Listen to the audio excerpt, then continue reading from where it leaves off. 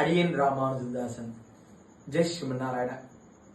ఉగాది అన్న వెంటనే మనం అందరం శాస్త్ర ప్రకారంగా చేయాల్సినటువంటి 3 పనులు ఏమిటంటే దాన్ని పకారత్రయములు అంటారు.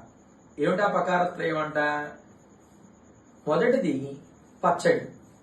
తప్పకుండానంట ఉగాది రోజు నాడు ఉగాది షడ్రుచోపేతమైనటువంటి ఉగాది పచ్చడిని మనం స్వీకరించాలి.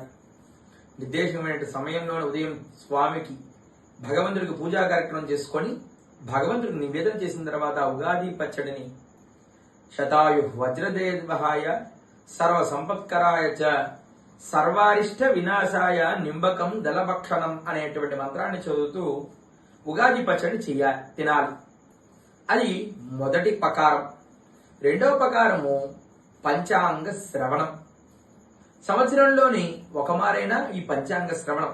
పంచాంగం అంటే తిథి, వార, లగ్న, యోగ కరణములు, వీటి సంచారము, ఈ సంవత్సరం అంతా ఎలా ఉండబోతుంది, దేశం యొక్క ఆర్థిక వ్యవస్థ, వాతావరణ వ్యవస్థ, మూఢముల నిర్ణయం, ఇవన్నిటినీ వినాలంట సంవత్సరంలో ఒకమారైనా. అలా అని ప్రతిరోజు విని పట్టుకొని కూర్చొని అవసరం లేదు. ఉగాది రోజు నాడు వింటే సరిపోతుంది. అలా పంచాంగ శ్రవణం. మూడవది పద్యము. పద్యము అత్యంత హృద్యము. ఆ పద్యమే అలవాటైతే పద్యమే ఒక మద్యము అని చెప్పారు ఒక మహాకవి. కాబట్టి కంపల్సరిగా తప్పకుండా ఉగాది రోజు నాడు ఓ మంచి పద్యాన్ని వినాలంట. ఇలా పకారత్రయం ఎవరైతే చేస్తారో ఉగాది సంపూర్ణ అవుతుందని మనకి పెద్దలు చెప్తున్నారు. కాబట్టి మీ అందరికీ కూడా శ్రీ పరాభవనామ సంవత్సర ఉగాది శుభాకాంక్షలు. అడియన్ రామానుజదాసన్.